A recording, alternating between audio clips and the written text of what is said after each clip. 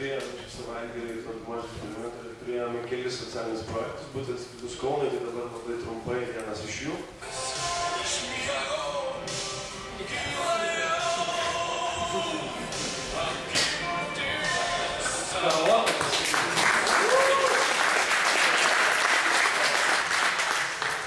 Kadangi nelabai išėjau, aš imituosiu, turėjau garsiai groti muziką, visi, žodžiu, entuziastingai šokti, muliuoti vėliavą ir visą kitą.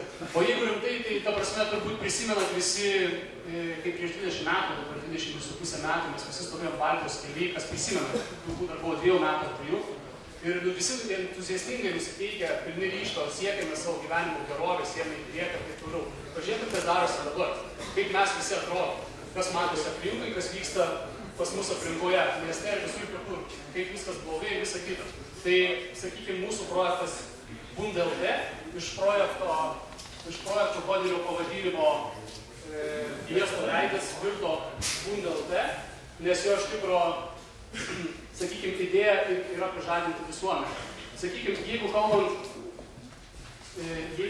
sakykime, iš kur kilo idėja, ilgai iš tikrųjų skaičiau nemažai literatūros ir šiaip domėjausi, kokios yra problemos didžiausios, sakykime, pas mus valstybėje ir analizavau kitų valstybių pavyzdžius.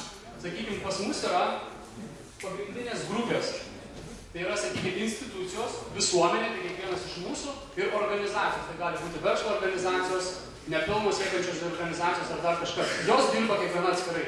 Tarpusavį kažkaip bando komunikuoti, nesusikomunikuoja ir panašiai. Mūsų idėjos tikslas yra jas visas va taip va apjungti. Tai yra, šita sistema yra tai dalis apskritai viso projekto, tai šitą visą mūsų sąsąją ir simbolizuoja mūsų logotipas. Tai reiškia, šitas mūsų visas projektas yra būtent šita vieta.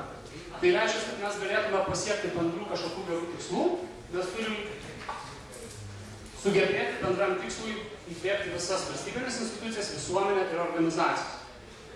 Dabar trumpai, ką mes pavyko padaryti mums per šį savaitę. Tai mes išgryninimo idėją, suprojektavome sistemą, kurią pristatys vėliau kolegos, pasirengėme apskritai visą veiklos planą, ką mes darysime ir kaip pasieksime. Su kolegų dizaineriu pasirengėme jau beveik visą brenduką pačios idėjos, logotipą matote jau čia, padarėme pagrindinę sistemos dalį, kurią dabar pristatysim kolegos. Taip, kaip matote tikrai efektyvią sistemą ir joje galite matyti jau veikiantį žemėlapį realių laikų ir kylančias, matomas problemas.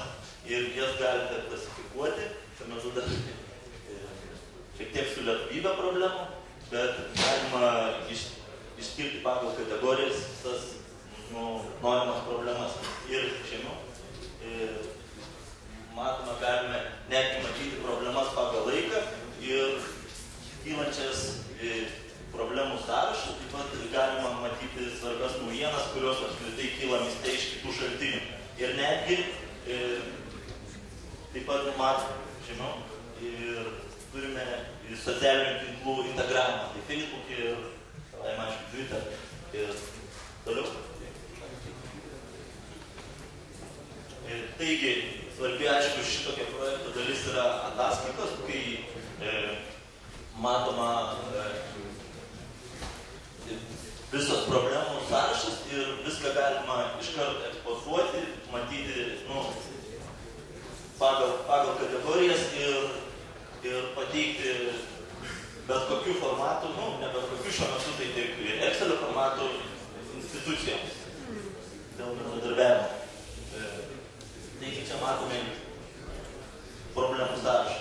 Ir štai kaip atrodo jau problema, tarkim, problema pateikiama žemėlapyje, konkrečiai vietoje ir matomas kiekvieną problemą savaime, aišku, galima reitinguoti, įvertinti ir jos aktualumą. Ir matome jos pateikiamas nuotraukas.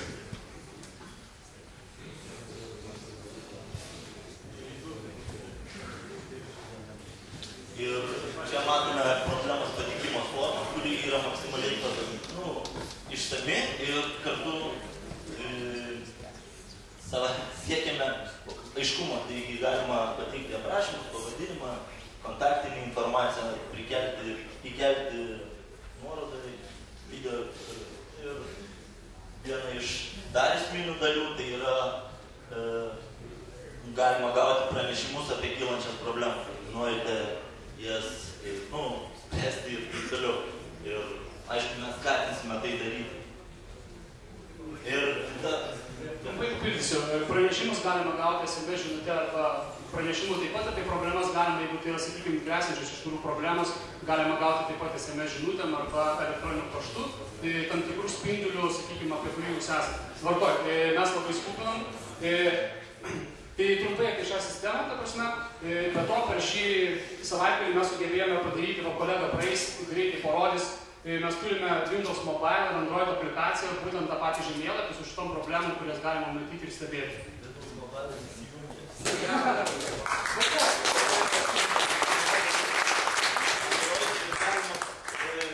Abiejose sistemose galima realių laikų netgi pamačius problemą pranešti, pridėti tą problemą. Ir savaime, aišku, matyti jau esančias problemas tiek žemėlapyje, tiek sąrašą. Kaip ir minėjau, trumpai tada pabaigsiu, sakykime, čia yra tai dalis mūsų apskritai, ką mes norime daryti. Ką mums pavyko padaryti, tai gauti, sakykime, sutikimą iš, kaip šią problemą vystyti toliau, tai iš Manto Jurgučio, kuris prižadėjo mums duoti pagalbą su nevyriausybinėm organizacijom ir įtraukti šį projektą. Taip pat susisiekime šiandien su Romu Jankauskui, kurį turbūt daugelis žino, tai yra Expo parodos Lietuvos komisaras pasaulinė, kuris iš tikrųjų šitą idėją taip pat nustebo ir prižadėjo duoti didžiausią paramą. Ir Justinas jau mane dėja, jau stumėlė tiesiog. Tvarkoju, žodžiu. Baigiu, nors norėjau daug dar ko pasakyti, bet baigiu.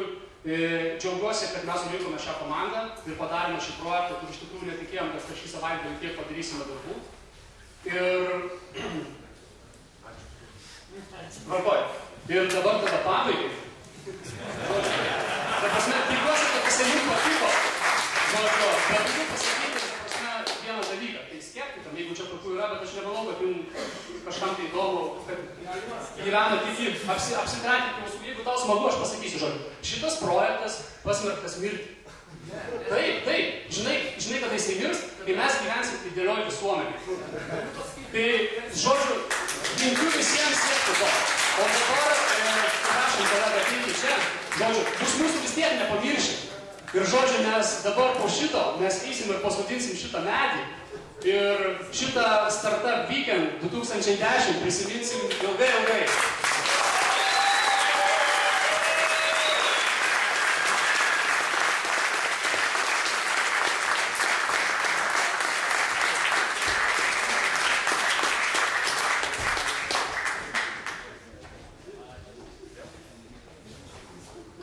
Ačiū labai malonus siurprizas. Iš tikrųjų, norėjau šiek tiek pakomentuoti. Man atrodo, kai galvoju apie lankytojų skaičius, žiūrėdamas į tokį portalą, tai lankytojų skaičius čia ko gero proporcingas problemos skaičiai. Tu turi pasakyti gerą prezentaciją. Man atrodo, kad tai būtų... Tai tu gal pasakytum per minutę. Turi prezentaciją kišenėje. Keltą? Flešą. Jeigu žmonės ieško kokio būto kažkokios vietos, tai visai jiems būtų aktualu pasižiūrėti, kokios bėdos tame rajone.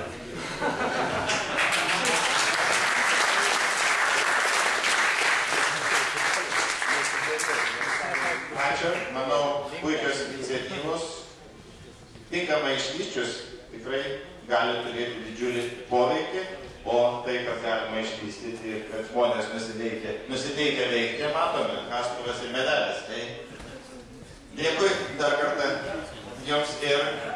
Dar nespėjom pasakyti, nes mums neleido, mes dar visko padarėm daug daugiau. Mes realiai vykdėm realius darbus ir traukiam visuomenę. Turi nuotraukos parodyti, neturi, žodžiu. Mes, jeigu žinot visi, nusileidus nuo laiptų prie Pompėjos, aš žinau 5 metus, kaip jis sakė, 15 buvo žodis, kas eis per vidurį, tas yra pyk. Žodžiu, šiandien jau nėra. Nors televizijos visos rodė, kad